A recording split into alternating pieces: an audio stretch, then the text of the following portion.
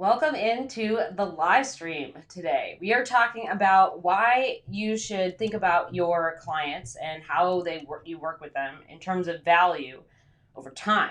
So this is something that I think is it takes a while. So when you first start out as a freelance writer, you're kind of coming from this mindset of like a full-time worker bee, and you're kind of thinking of it maybe an hourly or salary, and it's like this transition that you have to make over time. So the deal is that I have some things that we're going to cover today, and also we're going to do some updates and some fun things. So I also have questions. So I know that a bunch of y'all submitted questions. I have a few of them in here, but if you wanted to submit a question for the live stream, you can submit it here at mandyellis.com/question. And you can submit a topic that you want me to cover, or you can have a question that you just want me to, answer, like these ones we're going to do at the end. I have several of them in there. Cool. So let's get to it. So the first thing, and I have numbers now, so we're going to do that. Oh, and we should do a pup date because they're both actually staying in their places. Good job, guys. You look adorable today. Good job. You look super cute. And so do you. All right, Bo, can you catch today? Let's see. Ready? 1, 2, 3, dog. Oh, you were so close. There you go. Hold on, Barry. Let me find it for you. Did you find it? There you go. Good job, buddy. Good job. All right, you guys look cute. Hey, Annie, welcome in. So we're just doing a quick pup date, and now we're going to get to our topic. So the first thing that we want to talk about, and I have numbers, so now we can put numbers up. So the first thing, number 1, yay. So we're going to talk a little bit about value and experience and knowledge. So here you go. Ready? 1, 2, 3, dog. Good job, buddy. Wish I had that one on camera. You actually caught it. Hey, Marie, welcome in. Hey, Diana, welcome in. So here's the deal. When you are thinking about your value and your experience and your knowledge, right? That's what I said. Yeah. So those things go like on a continuum, and they increase exponentially. Hey, Vicky, welcome in. I know, they're cute today, right? They look really good. Oh, Charlie. There we go. Now I got her on camera. They look good today, right? Everybody's looking great. All right, Bo, can you get this one on camera? Ready, Bo? 1, 2, 3, dog. Oh, buddy, we were so close last time. Here you go, Minnie. All right. We were so close. Yeah, this is cool. So, Diana, I like your comment that you said that I'm covering exactly what's on your mind. I mean, that's the point, right? Like, I don't really want to have this live stream to, like, waste everybody's time. Like, this should be fun, and it should be informative, and it should be things that we deal with all the time as freelance writers. And one of them is, like, value over time. So that's why we have to, we're talking about this. They are cute today, right? They're cute today. They're looking good. They're looking snuggly. Good job, guys. Charlotte's getting a little more dusted around her jowls. She's getting a little salt and peppery. She's about to turn 9. So you're looking cute. I like your bug eyes. You got those Betty Davis eyes. Bo's just like, Bo, can you I don't even know if you can hear me. You can definitely hear me. All right, here's the deal. So when we're thinking about our value, our expertise, our experience, and our knowledge, that is like on a continuum, and it expands exponentially, right? So like every client that you work for, you get more knowledge and experience, and you increase your value. And that's different than a full-time job where you work for one employer, and yeah, you might take on different tasks, but working for several different companies, working for several different companies makes a big difference. So when you're working for several companies, you get an inside look into all these different things, and you work on different projects, and they ask you to do different things. So you end up adding to your skill set a lot quicker. So if you were to charge for time instead of value, you're basically having them buy part of your schedule rather than the increase in the amount of experience and knowledge that you're getting, right? That's what you really want. That's like the value, right? That's what they're really buying. They're not buying time. This is something that always bugs me about hourly stuff. It's like you're not buying time. You're buying the clip. The clip is not time, right? So they're buying like the white paper or the case study or the blog post or the reported article. They're buying like the actual clip, like that they're going to send out with their marketing materials, that they are going to send out to get more leads and sales, that they're going to put on their blog to increase website traffic or brand awareness or thought leadership. they're they're using all those things to increase their revenue and increase their brand awareness and increase their subscribers or leads or sales or whatever. All of those things are way more valuable. They're not buying time. That's the thing, is when you think about this, right? I think that this is something that's really easy. Like, it was really easy for me to get confused when I, like 10 years ago, basically, when I was starting to freelance. I was just like, oh, like time makes sense because I already work in time-based stuff, but that's just not how it works. So when you're thinking about this stuff, think about how many different types of things you learn, how much more, like as you work for each client, how much more niche experience and knowledge you're getting, how much better you're getting at writing because you're writing for a lot more clients and doing different types of work. And like basically you're becoming an expert in their field, right? Like you're becoming an expert in these topics and these content types and what works for them and what doesn't. That is way more than time, right? Like that is just like such a gold nugget resource. Like being able to go into a client meeting and say like, yeah, I've worked with 4 other clients like this or 2 other clients like this, and this is what worked really well for them. Maybe you should try it. I also noticed that your niche is kind of doing XYZ. Maybe you should try that. These are types of things that are way more valuable than time. Like that's the thing, is like you can't get time back, right? Like, so it makes it a pretty valuable resource. But the deal is that they're not, like the thing that the outcome is always the content, right? The outcome is always the piece of content that they're getting or the expertise they're getting from you or the insider knowledge or the niche experience. Like they're buying that. They're buying the content that is the outcome.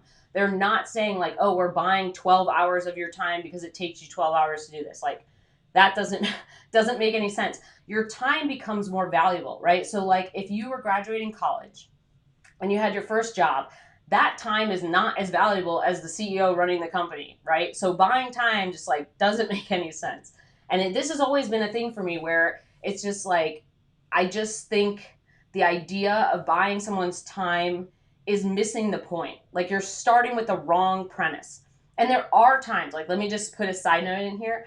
There are times where you do have to work hourly. Sometimes this is just the nature of the job. Sometimes there's like clients that are like, hey, we have this big giant marketing department. The only way we can get things approved is if you work hourly. Well, it's $100 or $200 an hour or whatever it is.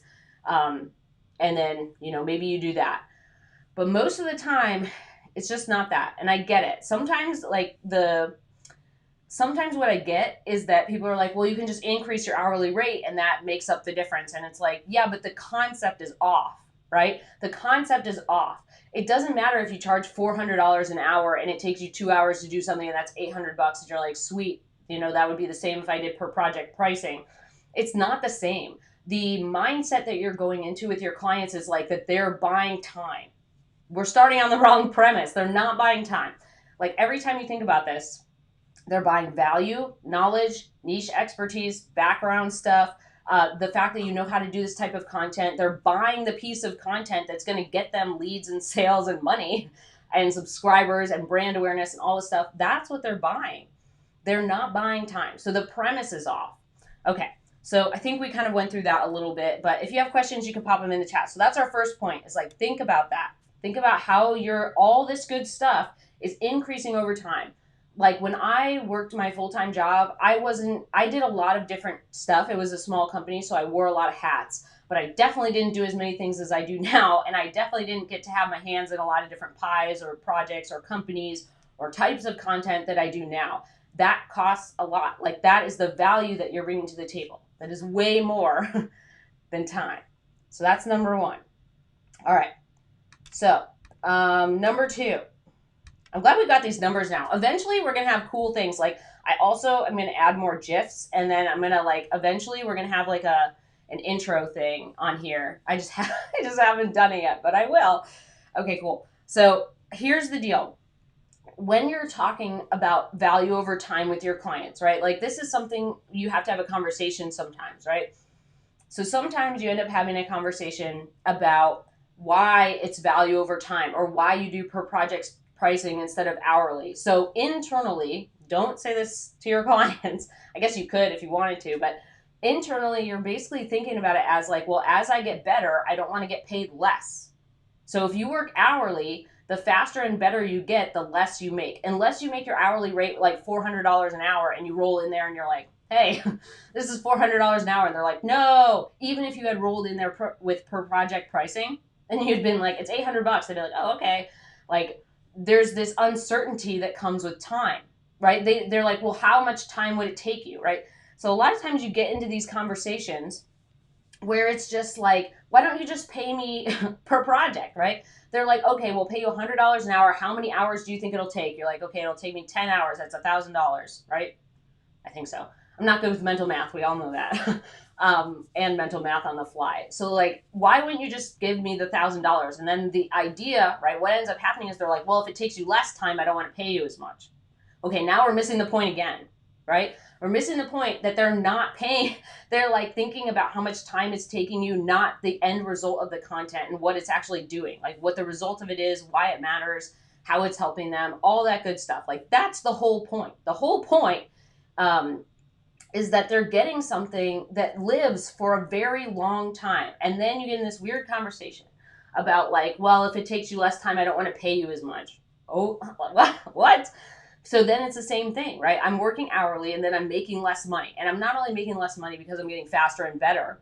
I'm making less money because I'm having a conversation about how someone doesn't want to pay me as much for the value of the thing I'm giving them because based on the time it takes me to do it, which is totally crazy, right? Like if you had someone custom build you furniture, you're not rolling in there being like, well, if it takes you an hour less time or a week less time than I thought it would, right? Like someone bought like custom furniture or like, I don't know, some sort of custom thing, right? You wouldn't roll in there and be like, well, it took you a week less than you thought. Like, it should cost less. Like, that's not, you're buying the thing that they worked really hard on. You're buying the end result. Like, you're buying that really nice wood carved table, whatever. Like, you're not, you're not buying their time. So this is this crazy thing. Like, it just makes more sense to do value over time. And when you get asked about this, right, like, I've been asked like why it's per project over hourly, and I always say the same thing. I say, yeah, I do per project because I don't like giving my clients surprise invoices. I don't like guesstimating hours, and then if it's being more than that, I don't want you to pay more. Like I like to have a flat fee that we agree on. There's nothing that's surprising. We all know how much it costs. It fits within your budget. And then the other thing is like hourly isn't. Yeah, hourly can be rough for sure. Yeah, so the other thing is like per project pricing makes it easier for them to plan ahead, right? So if it's easier for them to plan ahead, then they can do other things with their budget. Like let's say they're like, man, we really want to do a bunch of trade shows, or we really want to do a bunch of extra marketing ads, or like do more Facebook things, or I don't know, they want to use their budget elsewhere. If they already know what the project costs with you, they're free to go do that. There's no weird invoicing or like, oh yeah, I thought it would take me 12 hours, but it took me 24. Or there's no like strange conversations that you have to have. Like the price is the price. This is how much it costs. This is the value of like what it is. And the other part is that what you're charging them is so small compared to what it actually gets them. Okay. So this is why HubSpot, like go look on HubSpot. They have huge piles of metrics on this. This is why content has like a 600% ROI or has some crazy ROI because the content doesn't cost that much to produce, even if you work with like a top dollar writer, right? But it gives them so much more. It gives them so much more in terms of brand awareness, website traffic, subscribers, leads, sales, like thought leadership, like all of these things. It gives them so many different things from like one piece of content or a series of content or like case studies or whatever. So the deal is that even if they pay you X amount of dollars, it's just so small compared to the value they get out of it. So for me, like when I think about that, right, like there's no point in doing hourly. And if you have to explain it to your clients, I always like no surprise invoices. I like once we kind of decide on this project price, you can do whatever you want with your budget. Like there's nothing to worry about. And then the other part is that like, it's not this thing where you have to track all my time and like worry about what I'm doing when, or like that you are worried I'm like padding my hours or something. Like the cost is the cost, no matter if it takes me more or less time. And most of the time, we're talking about more time because that would increase the invoice, right? So even if it takes more time, it doesn't matter. It's still the same price. Yeah, Diana says sometimes when you're paid hourly, they also get the impression that you work for them, and then they can think they can hit you up anytime. Yeah, this is another big problem, and I'm glad that she brought this up. So when you work hourly, sometimes people are like, "Oh, you like we'll just buy more time." Like we need 10 more hours of your time because we have to add this project. So they don't do a new project scope, they don't have a new contract, they don't have any like new things that come up, right?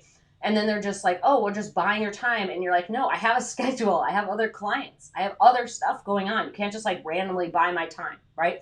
That's kind of like the full-time employee thing. They're like, you should just work overtime because we need this done. And you're like, no, I don't work for you. So the deal is that this can be a sticky situation. Like you don't want to get into a client relationship where they treat you like an employee. You want to be in a relationship where it's like a partnership and they value your opinion, and they value your expertise, and they value all the good things you're bringing to the table. They're not just like valuing the slice of your schedule that they can buy. Like that's just not the point, right?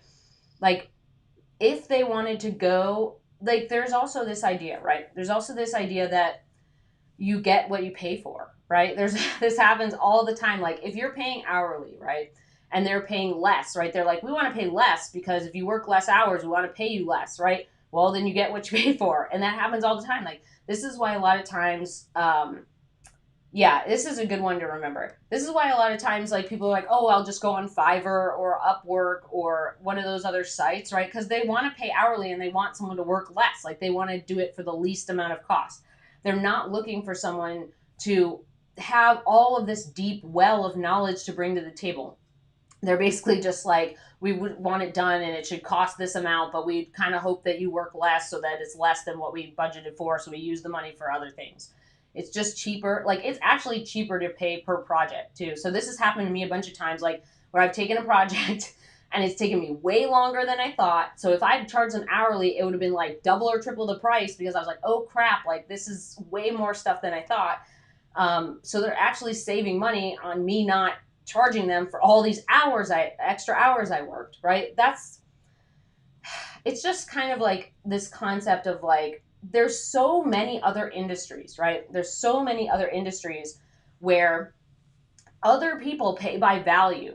We're in this weird thing sometimes where it's hourly or per project. And there's so many things that we pay. Like we don't go into the store oftentimes, at least in America, and we're like, well, how many hours did it take to do this orange? And can I negotiate and make and like pay less for this orange? Like there's other countries, right, where they negotiate on all of like everything. Here we just don't. We don't negotiate like often on prices. Like you go to the grocery store. I guess if you went to like one of the like little curbside places or like the little side places that sell fruit, like peaches or whatever. Like we have little peach stands here because of Fredericksburg. But like you don't normally negotiate things. You're not like, you're like, the price of these peaches is like $5 or $3, whatever it is. Hi, Grumpy. You don't go in there and you're like, well, how much time did it take to grow the peaches or apples, right? Or wine, right?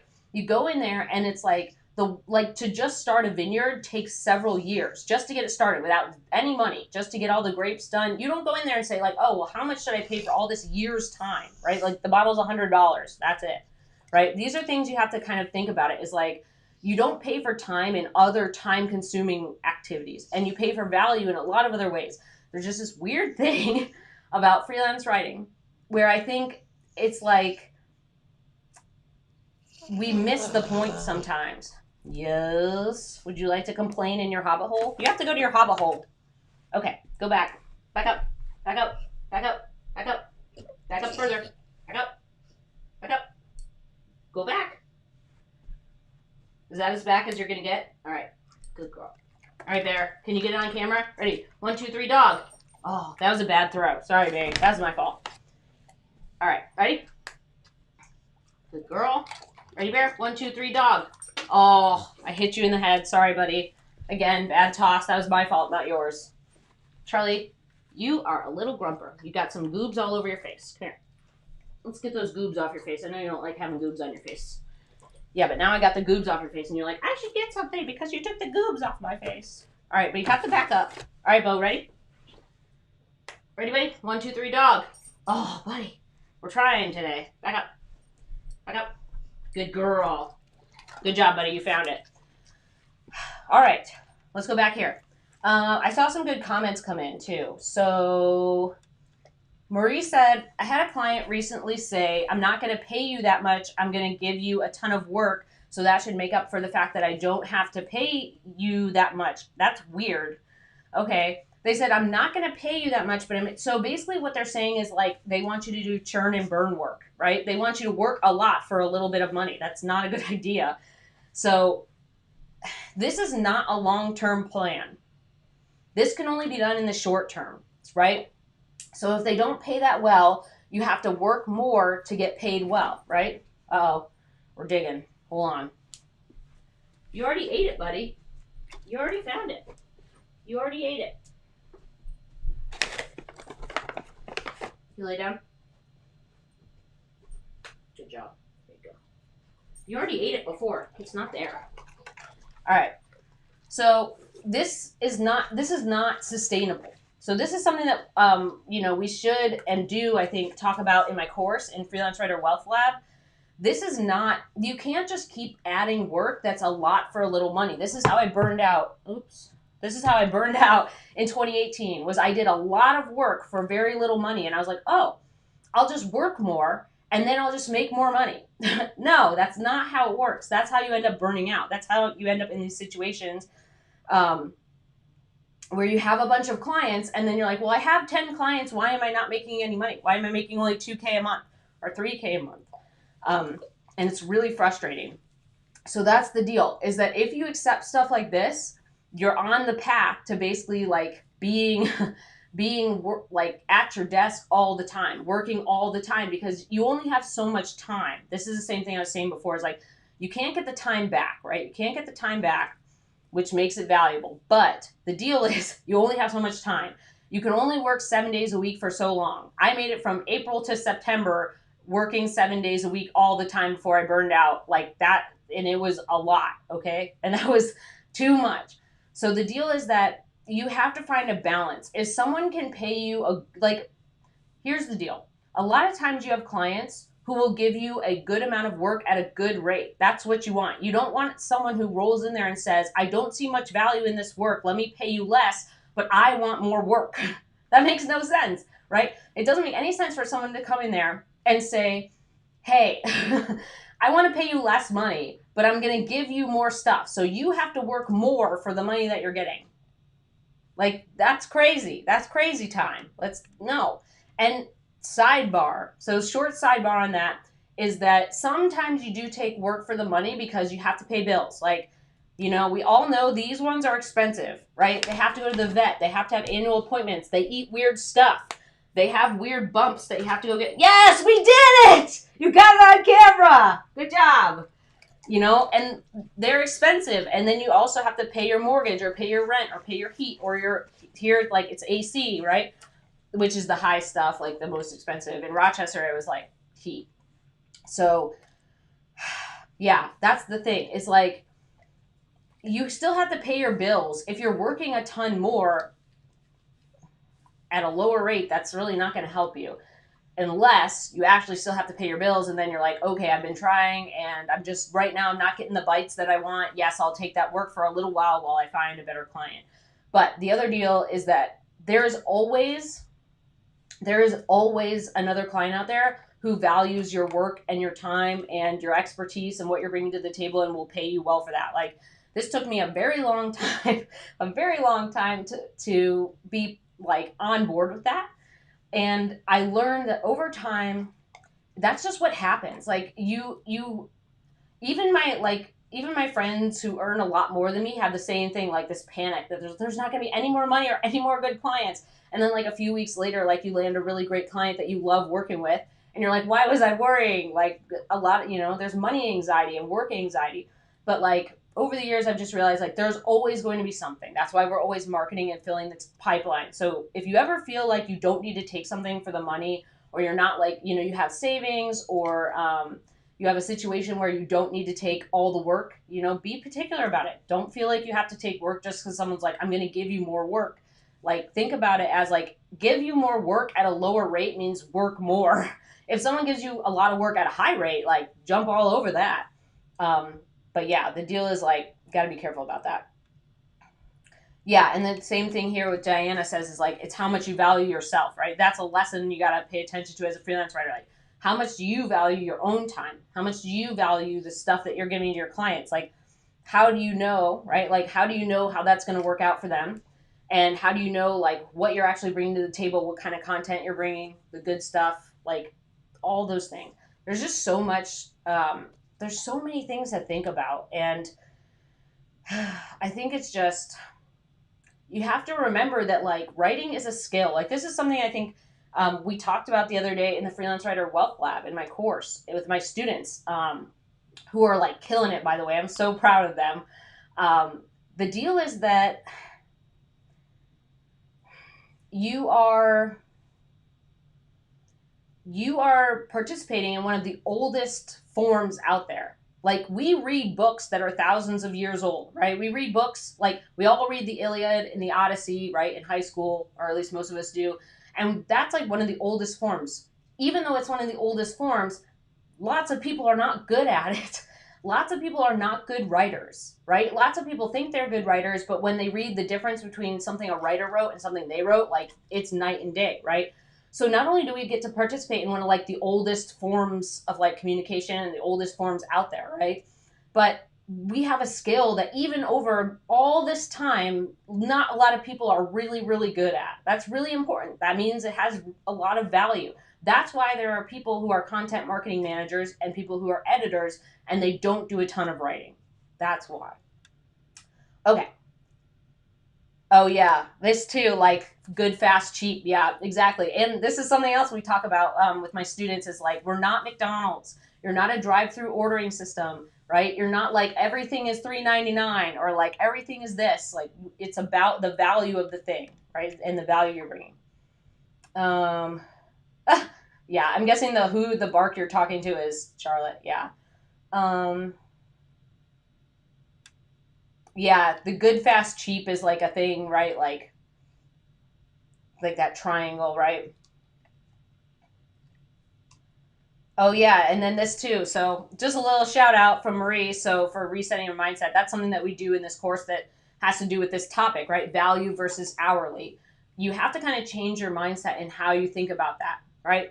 You have to think about what you're really bringing to the table and change your mindset about like being fearful that the price you're giving them is too much, right?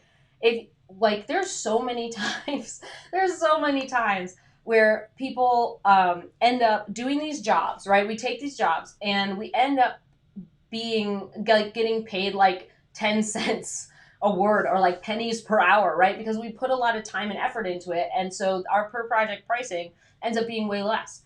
So, right? The whole point is to change your mindset into like the value of the thing, right? It's not that we're charging too much. Like most of the time when I talk to other writers, like we're not charging enough. Like we are not charging nearly enough.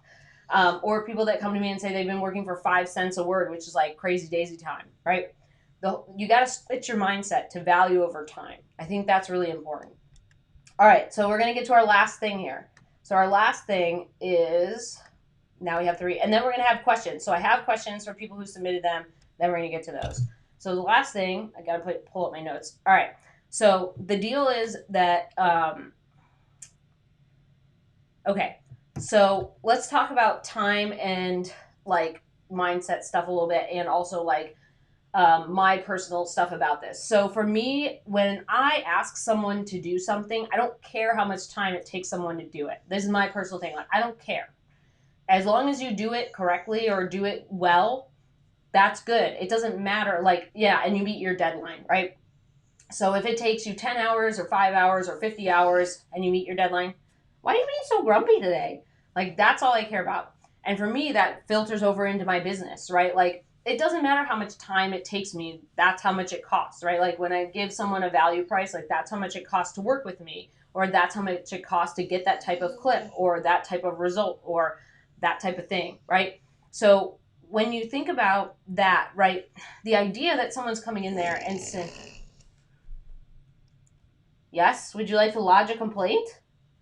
Would you like to lodge a complaint to the complaint department? All right, ready, Bo? 1, 2, 3, dog. Yes, we did it. All right. So I don't care how much time it takes me to do stuff, or I don't care how much time it takes someone else to do it, right? That is just part of, like, as long as they hit their deadline. And that's the whole point. For me, when I think about that, like, your clients care about you turning in good work on time, right? It doesn't matter how much time it takes you to do that. And I think for me, when you start talking about time, it's like very slicey dicey, right? So then they're like, oh, well, if it took you extra time, like, don't charge us over this thing. Like, I've had this conversation many years ago with a client, like a potential client, where they were like, okay, well, you can only work a max of 10 hours. What? Like, if I can only work a max of 10 hours, why don't you just pay me for the 10 hours? It's going to take me more than 10 hours. Like, at this project that I was talking about them with would have taken me way more than 10 hours. So they were like, but you can only work a max of 10 hours, right? So it's like, okay, well, then why don't you just pay me for that? Like, I know it's going to take me longer than that. But it's like, no, well, if it takes you less, we don't want to pay as much. And that's such a big pain in the butt. That's missing the whole point, right? It's missing the whole point. So when you're kind of switching into this value mindset, remember, you have to think about all the things that it's getting, right? Go look at HubSpot. They have like 10,000 stats about how content marketing and content, like all different types of content, get crazy ROI, and it's like insane.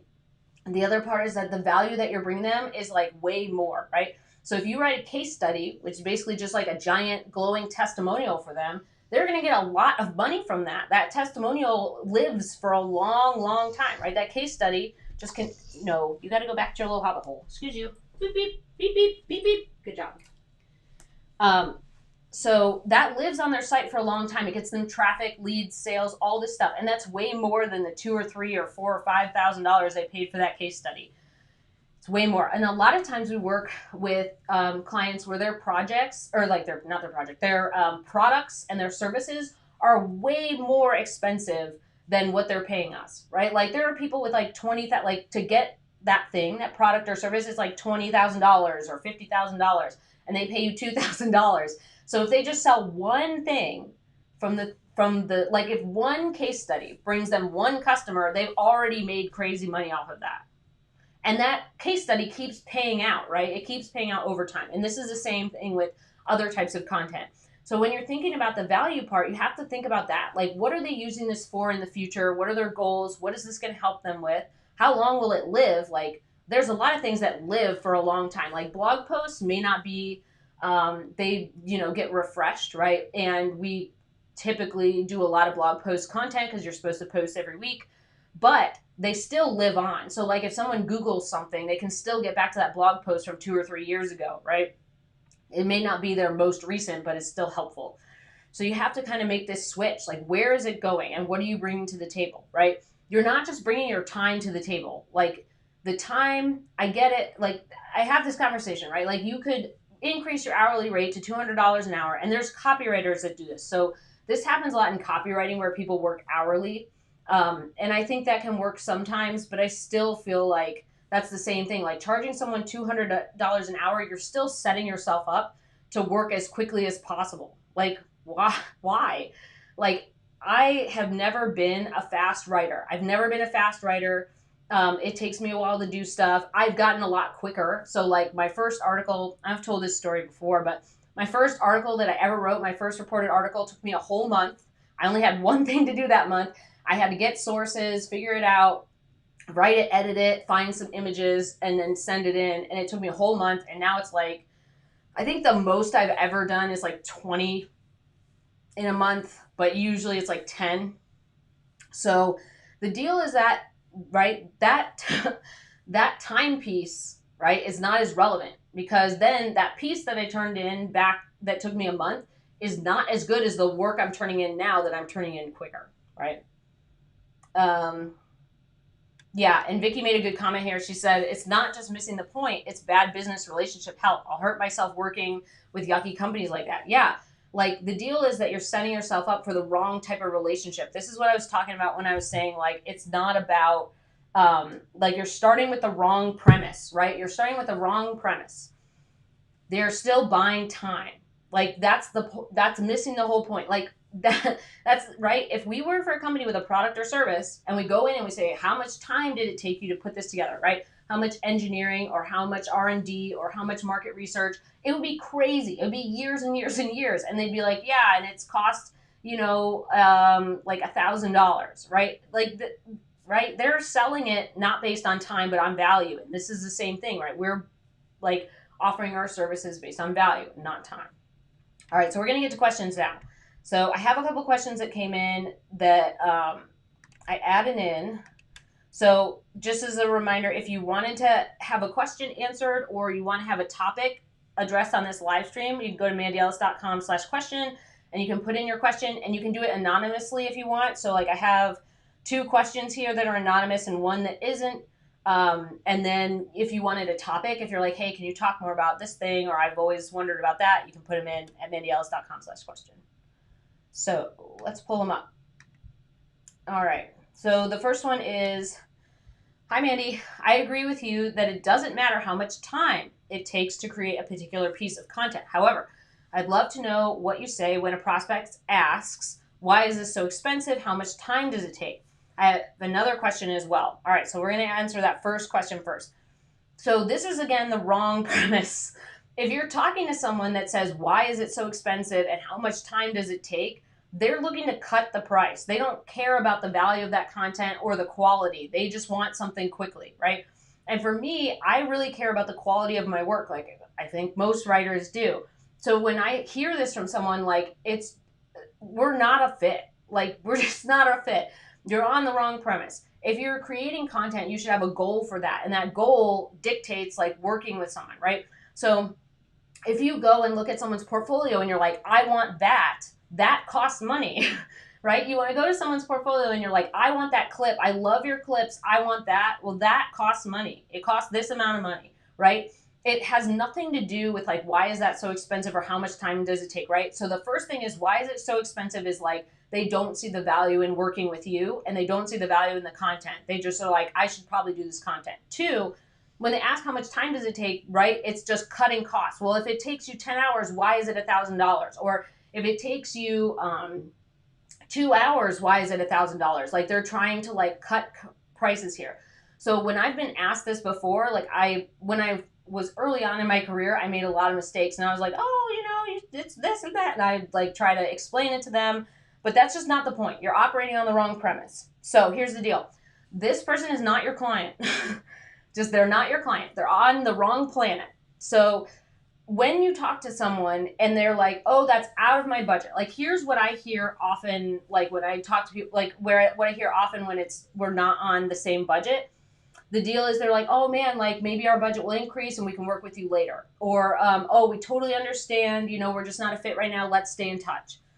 That's what you want to hear when you're like off on the budget stuff. You don't want to hear like, well, this content should be cheap and like, why can you do it quicker? Or like, how much time does, like, no. So walk far away from that, right? They don't go into any store and say like, well, why is this orange so expensive? Like, oh my gosh, like, or whatever it is, right? And like, there's obviously grocery market prices, right? They change based on labor and environmental stuff and all these things. But nobody goes in there and is like, well, how much time did it take? And why is it so expensive? And like, how much water did you use? Or, that's crazy.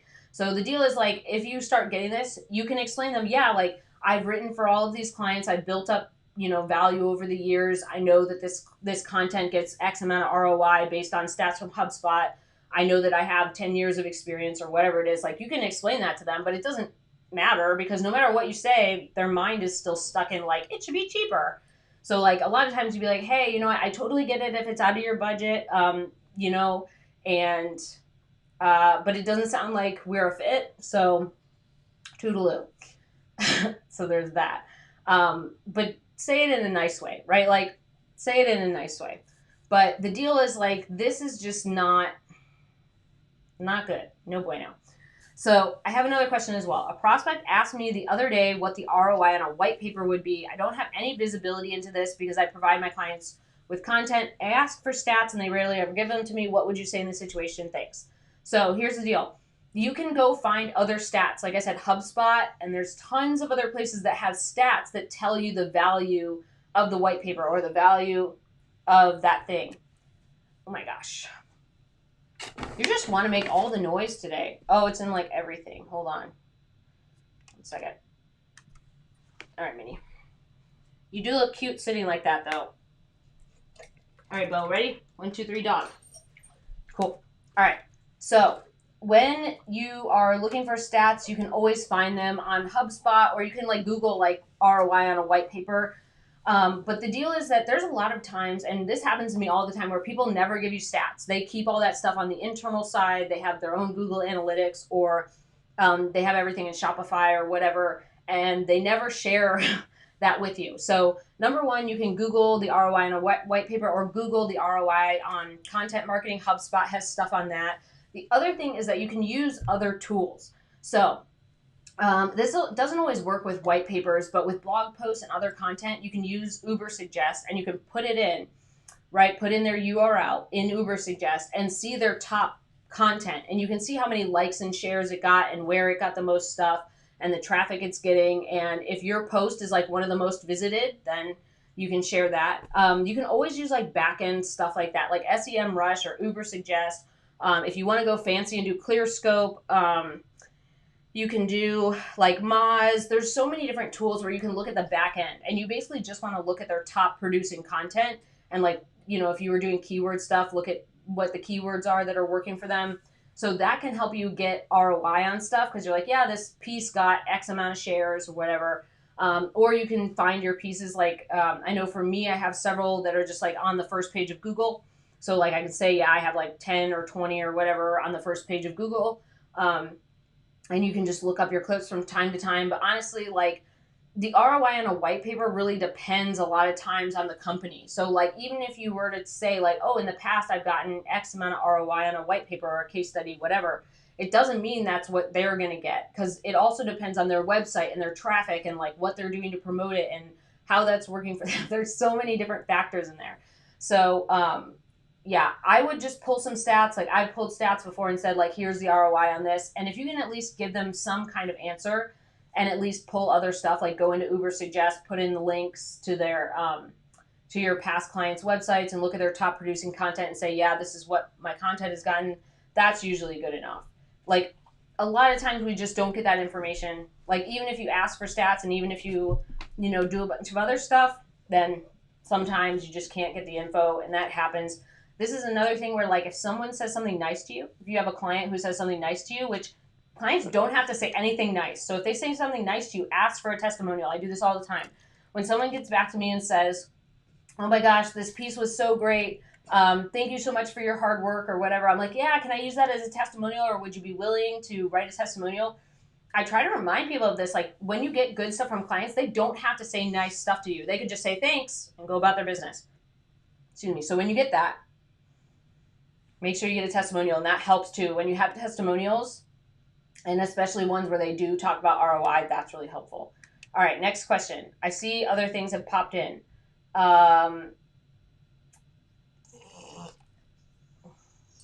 Yeah, oh, you know what? We should put Vicky's up here first. So Vicky says, another thing you do with HubSpot like ROI benchmarks is if a client ever does get you stats, you can show it off that you're above the benchmark. Yeah.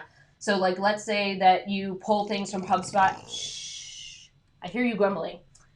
If you ever pull things from HubSpot and say like the average blog post gets X amount of ROI and it turns out that yours got more than that, that's something you can say, shh, you have to go back to your hobbit hole. Go back to your hobbit hole.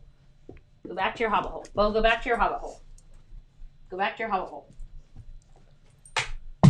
There you go. There you go. Everybody in their hobbit hole. Yeah, so then you can say you're above like standard metrics, which is always great. Ready, Bo? Can you catch it? 1, 2, 3, dog. Oh, we were so close. So close, buddy. Yeah, so that's helpful. And then I have another one. So Diana says, I say those again? Yeah. So HubSpot, HubSpot, is where you can get like metrics and stuff, where you can look up different stats and stuff about content marketing and how everything kind of works together, and like ROI and metrics and good stuff. The other one is you can use Ubersuggest, which is by Neil Patel. You can use SEMrush, so SEMrush, RUSH, Moz, which is MOZ. And then I wrote this down for other stuff. So for SEO tools, there's also like, oh, and ClearScope. Yeah, ClearScope is one. I'm probably forgetting one off the top of my head. There's also Ahrefs. I always call it Ahrefs, but I think it's probably not that. So it's Ahrefs. But then you can also have, like, if you're doing SEO stuff, you can use Keyword Finder. It has a free Google Chrome extension, and Ubersuggest has a Google Chrome extension. So every time you search something, all those keywords and metrics come up on the side of Google. And that's really helpful. I do that all the time. So Keyword Finder and Ubersuggest have Google Chrome extensions. So you just install them on Google Chrome on your browser, and every time you search something, it pops it up like, hey, other keywords people search for, metrics, like all these good things. Yeah. Okay, next question. This is from the same anonymous person. So we're going to go over, hello, anonymous. So I'm having trouble asking for money up front for a project. Somehow I picture clients thinking I'm crazy, although I think it's totally fair considering how slow everyone pays. Likewise, I have trouble asking for contracts to be changed to pay within 15 days. All my contracts are net 30 and they still pay late. Can you advise me on how I can overcome the insecurity for standing up for myself when it comes to payments? Yeah. So this was a really big problem that I had for a long, long time. I was just like really nervous about it. And I'm like, they're going to think I'm so greedy and bad and a horrible person. And the deal is that I started getting to the point of just accepting, like, it is what it is. This is what it is. In order to work with me, in order for us to work together, this is what needs to work out, right? Like, my terms are net 15 or net 14, and it's 50% upfront, 50% 30 days later, or 50% upfront, 50% due on last deliverable, like when I send the last deliverable, or it's like if I'm doing a retainer, it's 100% of the first month due up front, and then every other month is I invoice on the first of the month, it's due mid-month. So you have to start, at least for me, what really helped was just thinking about it as like, this is what it costs to work with me. Now, it's not always going to be net 14. Like sometimes it's going to be net 30. Sometimes it's going to be net forever, because if you work for a magazine, sometimes it takes forever. But when you send your own contracts to people, I like net 14 because you invoice on a Friday and 2 Fridays later they pay you. It's more on track with what they do, right? They pay every other week typically for their employees. But I think the idea is like your clients, good clients don't have that thought. They're just like, oh, this is what it's like to work with them. Like my experience, like once I kind of started switching to that, I started getting better clients who just were like, oh, of course. Like they were like, of course, that's how you work. And they were used to that kind of payment structure. It wasn't like this weird thing where everyone was like, well, can we extend it to this or do this thing? And every once in a while, I have clients that pay later on, right? I have clients that aren't net 14, or they have like an internal thing where they're like, yeah, our AP only does net whatever. But it sounds like, right, where you're like, they still pay late and they're not like negotiating or they're slow on it. It sounds like you need to get better clients. It sounds like you need to get clients where you just say like, this is what it is and see what happens. Like they should just be like, oh yeah, that sounds right. Or they say like, hey, can we change the payment terms to whatever it is? And they kind of like work with you on that. Shh. I hear you making noise. I hear you. Of course, like now you're like sitting up, so like it's hard to see your funny little ear because you're like really interested. Yeah, here you go. All right, Bo, you ready? 1, 2, 3, dog. Oh, buddy, you're so close. All right. So, yeah, the deal is that I think changing to a mindset of like, this is what it costs to work with me. This is how I normally work. And that's a question I get often. I get a question like when I talk to potential clients, they're like, well, how do you work? Or, what's your typical this, that, or the other thing? And then I just tell them and they're like, oh, okay. And then you can negotiate that if you need to. But most of the time, like it sounds like a lot of your clients kind of are not great because they're paying you late, even though they've agreed to different terms and they're not the terms you want. And you don't have to like, a lot of times I imagined like back in the day, like years ago, I would imagine like someone having like a giant argument with me about it, or like they'd be like, you're not worth that, or like, you know, like it would be this weird confrontation, right? But that's usually not what happens. The only time that really happens is when you have clients that are really like, oh, well, how much time does it take, and can it take you less time, and like, can we basically like wait forever to pay you, and even though you're working that whole time, right? That's just not going to work. So the deal is you kind of have to shift into like, this is what it's like to work with me. That's it. That's the boundary, right? This is something we talk about in the Freelance Writer Wealth Lab a lot, is boundaries. Like, you have to set your own business boundaries and stick to them. You have to keep them in line, and you have to make sure that you align with people that fit your business boundaries. You can't just like keep bending your boundaries for everybody and then being like, why do I have shitty clients? You got to pick the things that make sense to you, right? Like, you got to pick the things that you're willing to, like, you know, stand your ground on, and things you might be a little flexible on, but at least have boundaries around that. Okie dokie. Last question that I had in the hopper for today, because we're going a little long because we have all these questions. Okay. So Helen says, I was wondering if you have any advice on waitlisting prospects. I got an inbound lead, but the thing is, I don't have room for them right now. I might want to work with them at some point, and I'm curious to know what they need help with. So when you're in this situation, do you take a meeting or just reply that you aren't taking new clients right now? So this is a great question. And this happens when you're kind of like moving along and doing your marketing and getting a bunch of stuff. Yes? Hello? Would you like to grumble to the Grumble hotline? You can't grumble to the Grumble hotline right now. The Grumble hotline is not taking calls. Thank you for your patience. Barry's like asleep. Barry's like, I'm ready to take a nap. I'm over it. I'm done. All right, Barry. Ready? Oh, I can't break this one in half. There we go. Ready? 1, 2, 3, dog. Oh, buddy, you're so close. So close. Yet so far. All right. Oh. There we go. I always like to try to get you both on camera, but it's so hard to do that when you guys move around so much. All right, so let's talk about Helen's question. So the deal is that, yes, you can waitlist them. And basically the way that I do this is through Boomerang.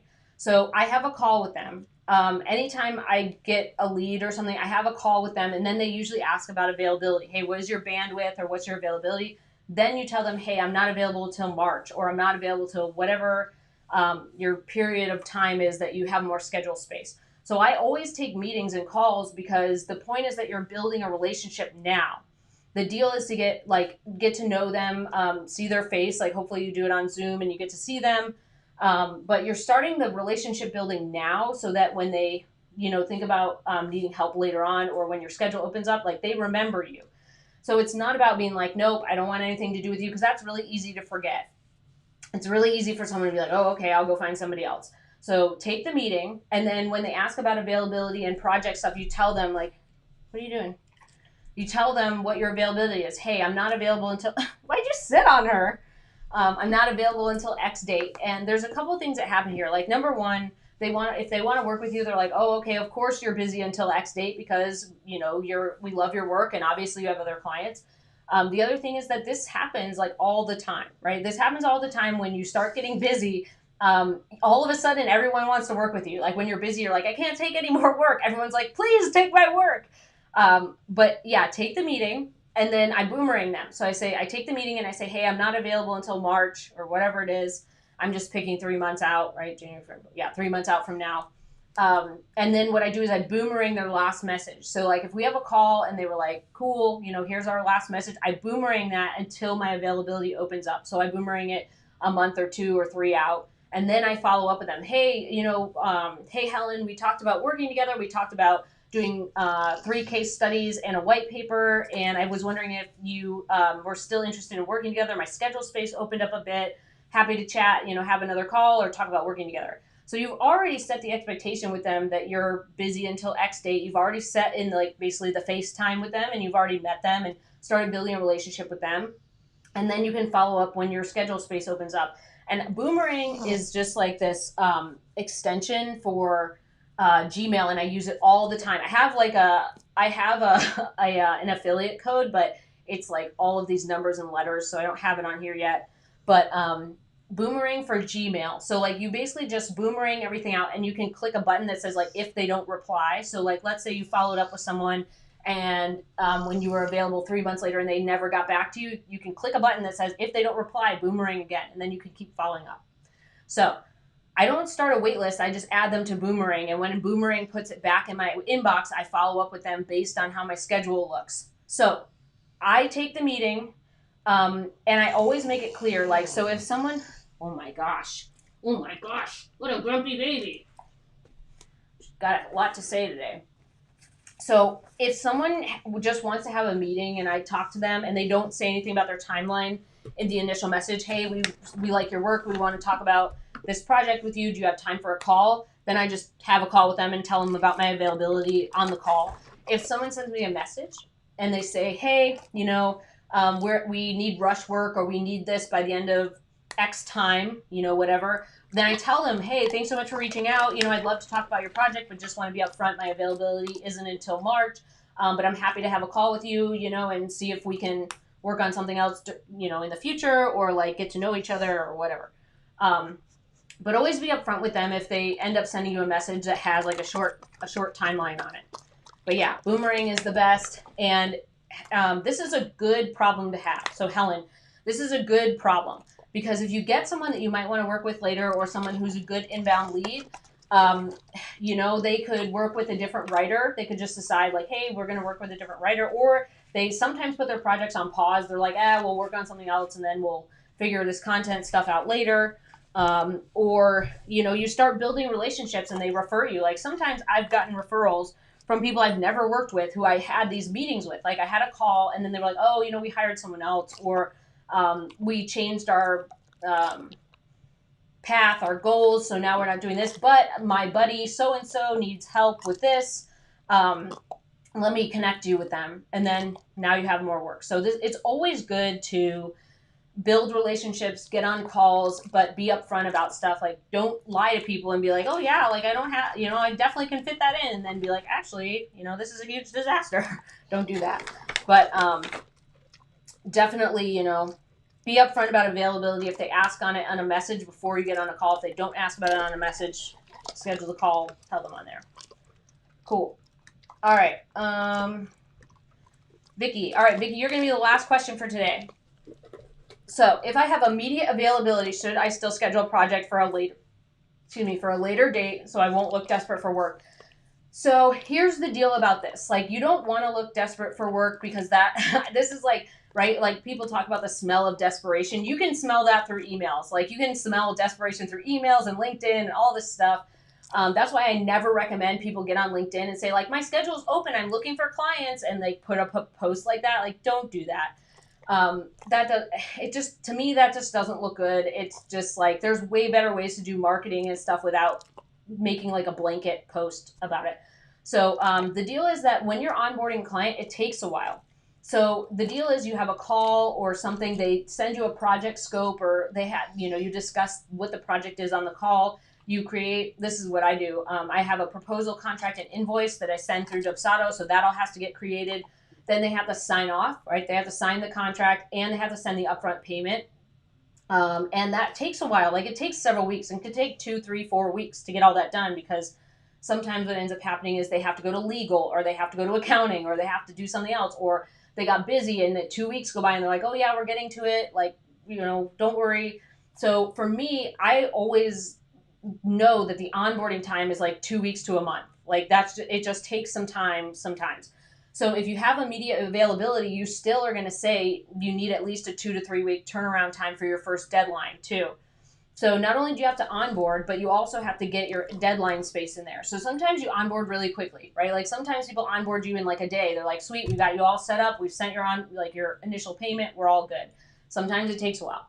So if you're going into work and you have immediate availability, it still should be like 2 weeks out, because you still have to do the work, have the scope, figure out what to do, learn their content, like learn their brand voice, learn all that stuff, do the research, put everything together, and that can take 2 weeks to put together in your current schedule, or 3 weeks. So you're still going to always schedule it 2 or 3 weeks out. So even if you onboard super quick, you get the proposal, contract, invoice all taken care of, everything's set up, all the questions are done, you have project scope, you know what the article is or the case study or whatever, it's still, you still need a 2 to 3 week turnaround time, right? You have other clients and other work going on, and you have to now fit in a new deadline in there. And sometimes immediate availability turns into like no availability very quickly.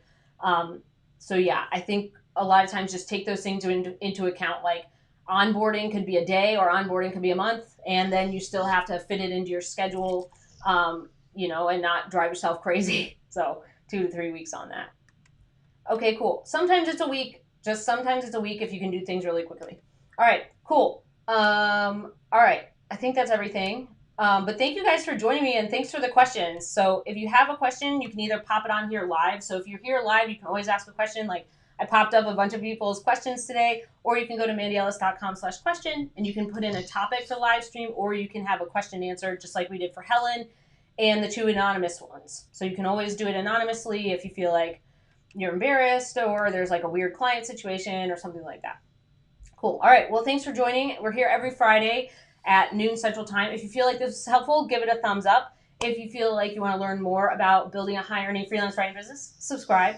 The puppers are not in their pupper places. Let's see if we can get them there by the end. All right, buddy. Can you back up? Can you go to your little hobbit hole? Can you go to your hobbit hole? Over there. Go over there. Good job. Sit. Good job. All right, Minnie. Hobbit hole. Sit. Good girl. All right, everybody's in their hobbit holes. All right. I can never, there's some of these Tritos that are really hard to break. Here you go, buddy. Here you go, Benny. All right. All right. So I hope everybody got all their questions answered. And I hope everybody has a great Friday. And I will see you next Friday. You're welcome, Vicki. I try to be practical in how I give advice and realistic because, like, we're humans, right? We're humans who work together. That's the deal. Is like always think of your freelance writing business as like you're working human to human. It's not like business and you. It's like your contact as a human being. It's totally normal to be a human being with people, and not be like I have to be like a business robot. Like it's okay to be a normal person. All right. I will see you next Friday. Thanks so much for joining, and hope you have a good Friday. Bye.